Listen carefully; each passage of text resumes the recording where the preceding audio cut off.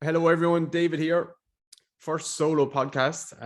First really solo podcast. I did do an intro podcast, but this is the first one where we're going to kind of dive into a specific topic. The the kind of plan, I suppose, is to have a guest podcast followed by a solo podcast, followed by a guest, followed by a solo. That kind of format, I suppose. Solo podcasts just give me a chance to talk about something that I'm thinking about, or answer a specific question that I got, or dive into a specific topic. So we'll see if we follow that format, but I think that would be a good format, but we won't be too structured with it. So we'll see how we go. This is it's 21st of December today, so we're coming up on Christmas. My dad actually just sent me a text like 5 minutes ago, and it says, "Enjoy the 21st day of the 21st year of the 21st century." So wrap your head around that one. Thanks for that, Dad. This is also on YouTube, by the way, if you want to watch my lips moving, which isn't necessarily advisable, but it is on YouTube and on audio as well. So clients are done. Had a couple of clients today, and then we're done with clients till the new year. Might have to squeeze in one or two sneaky ones maybe, but I think we're pretty much done. I have a couple of emails to get back to. I have a couple of plans to write. And then apart from that, obviously we'll do a few Instagram posts, try and do one most days coming up to Christmas if we can, and the new year. But yeah, that's work pretty much done, I think, for the year, except for a newsletter actually. So if you're not subscribed to our newsletter, we have a monthly newsletter. And then the first newsletter we ever did was the roundup of the year last year. So 1st of January 2021, we did a roundup for 2020. That email was a monster and it went down really, really well. So it like had my favorite books of the year, podcasts that I listened to, gadgets of the year, like what I learned over the year, tons of different things. It took me like a full day to do, and I'm going to need to do this year's one as well. So there's a bit of pressure to make this year's one good, but I would jump on that. Make sure you go and subscribe. I think we have about 8,000 subscribers by now. So jump over there onto my website and subscribe for the newsletter. You should get a little pop-up box there.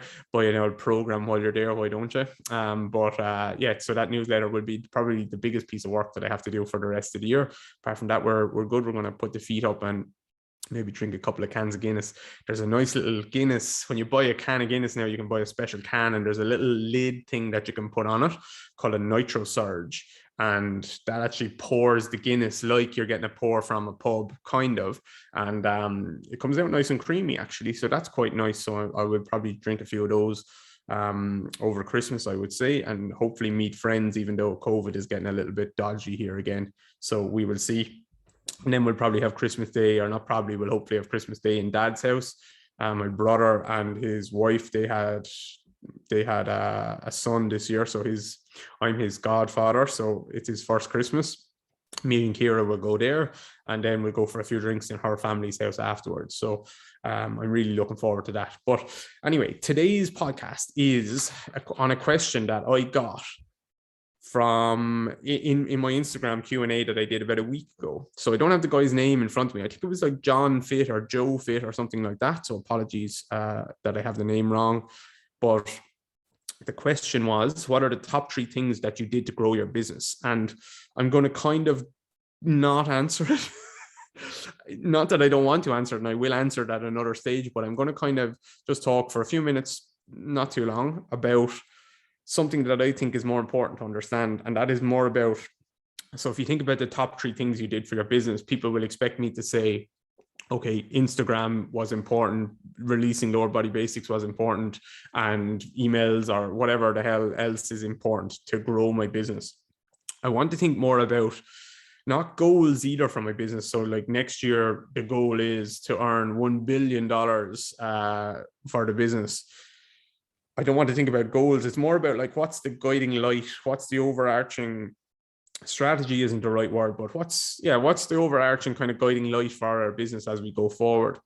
And basically what it is I know if I do this one thing really, really well, then none of the tactics, Instagram versus Facebook versus social media versus email versus YouTube versus marketing online versus marketing in newspapers, none of that will matter if I do this thing well. And that is building a ton of specific knowledge in one area. And that is my goal, to build a ton of specific knowledge in one area. And that area is movement. And I want to be in the top 1% in the world at analyzing movement.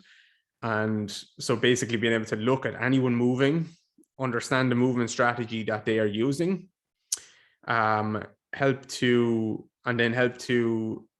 prescribe movements to help them improve that, or give them cues to help them improve that, or whatever it is. So I love movement. I'm obsessed with movement, and that is what I want to be good at. And I think if I can be in the top 1% in the world at that, then like in 5 years' time, it won't matter what marketing strategy we do, because people will come to us and will say, help me understand this. And hopefully I can help them understand it in a practical, useful way. And then they can be in the top 1% at analyzing and prescribing movement and using movement to help their clients. So that is the kind of overarching guiding light for our entire business. If I just do one thing, it's continue to try and get better at that. I already think I'm up there in terms of people that can analyze movement. I think I'm close to the top 1%. Please don't roll your eyes and say that's an arrogant thing. I don't mean it to come across like that. I just think that the standard in the industry as a whole is pretty low. There's very few people in the industry, I think, that could look at a squat and analyze it, look at a sprint and analyze it, look at a jump, look at a change of direction, look at someone's table tests and rate passive range of motion on the table and analyze those things and actually understand deeply what's going on here, and understand deeply, like, here's how we can change this, and here's how we don't have to get super, like, we can get very detailed and complex with our explanations if we need to, but and my understanding if I need to, but I want to be as simple and direct with my intervention as I can be. So I think there's very few people in the industry that can do that really well. And so that's why there's such a big opportunity there, I think, because if you can build a bit of knowledge even there, you're already better than 80% of the people in the industry quite easily. So I want to get to that top 1% and then help other people to get there as well. So that's my number one thing I've done to grow my business, is be very good at that stuff, or try to be good at that stuff. And then all the other things, that skills that maybe I've developed over the years, or I've tried to develop over the years and I'm still working on. So I have some of them written down. So like, think about like communication, coaching, marketing, networking, social media, podcasting, presenting, teaching, sales, all of these things. They're all skills, right? They're all different skills in their own right, all worthwhile learning and getting better at. And it's not that you have to choose one or the other. You can get a bit better at all of these things, but I'm just using all of those skills to try and leverage the specific knowledge that I have in the movement world. So I'm using a podcast now to try, and I'm not trying to be the best podcaster in the world. I'm using a podcast to convey and help hopefully convey the specific knowledge that I've developed over the years. And everyone has specific knowledge, by the way, not just me, but like, I'm just trying to convey my thoughts on movement and the industry. And I'm using a podcast to do that. So the podcast is the tactic there, but the overarching thing is me knowing a ton about movement. And then I can use a podcast or an email or an Instagram account. It doesn't matter. It's just another medium of getting that message out there. All right. And developing my communication and stuff. That's all helping me get the message out there. But if I just work on reading communication books all of the time, here's how to be a better communicator, here's how to be a better podcaster, none of it will matter, because no one will really want to listen. It doesn't matter how great a podcaster I am, they won't want to listen if I'm not actually conveying the knowledge that they want to gain from it. Okay. So for me, it's about movement, understanding movement, and helping to be, or trying to be, as good as I can at that. And that helps me then kind of analyze, right, did I, at the end of the month, because I'm kind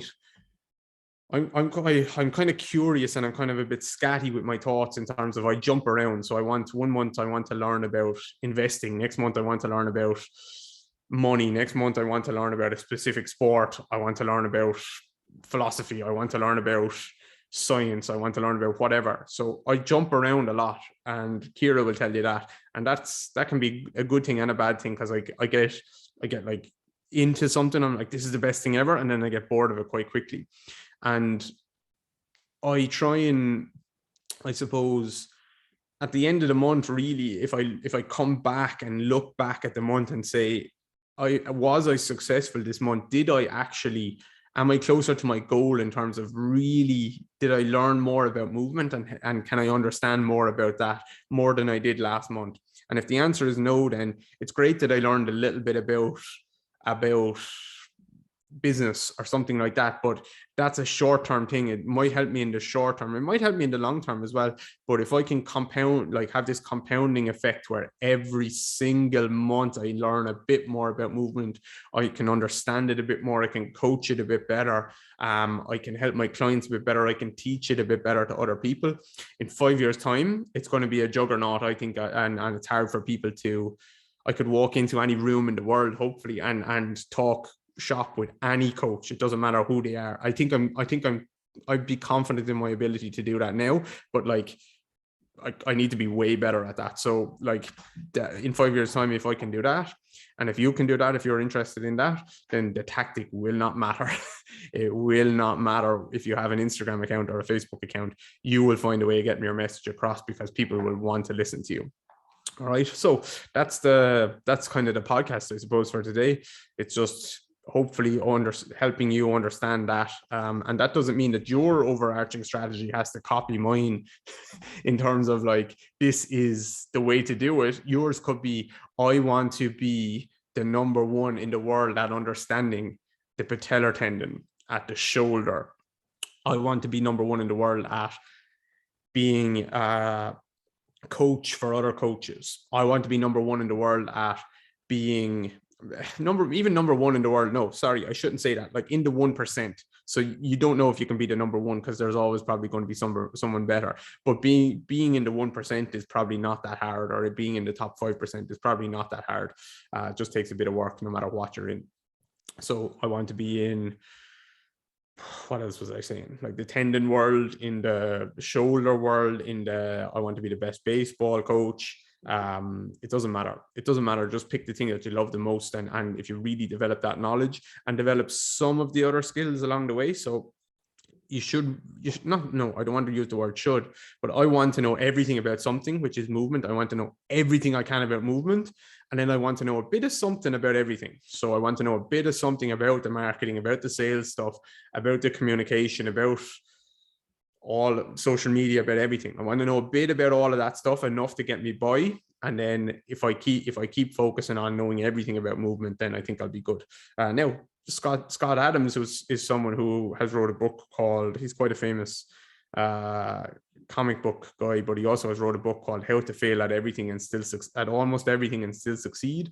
He goes about it a bit different way. I think he's like developed 4 or 5 skills that get you in the top, I think he says top 20% at 4 or 5 skills. So put together 4 or 5 different things. So he's a comic book guy, he's a writer, he's a hypnotist, he's kind of funny, he's 4 or 5 different things, and he says when I put them 5 skills together and I'm in the top 20% at all 5 of them things, then that means that there's no one else in the world probably that's in the top 20% at all 5 of those things, and I can put all those skills together and develop something.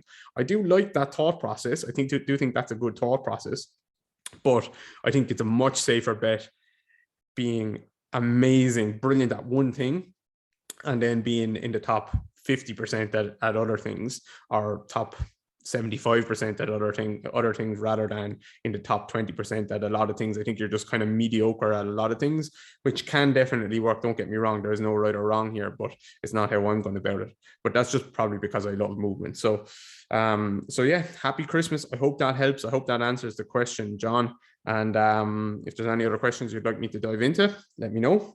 Give this episode a share for me if it was helpful. I have no idea how it's going to go down. It's very hard for me to even gauge if I said too much, if I didn't say enough, if I talk too loud, if I sound like I'm coming across grumpy, if I come across like I'm like preaching at people. I have no idea. I honestly have no idea, because it's very hard. I'm just talking to a screen where I can see myself. So look, we'll see how it goes. Give the episode a share if you liked it, a like.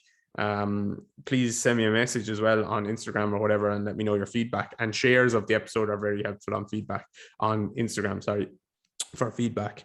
So yeah, happy Christmas if you celebrate it. I hope you have a good one.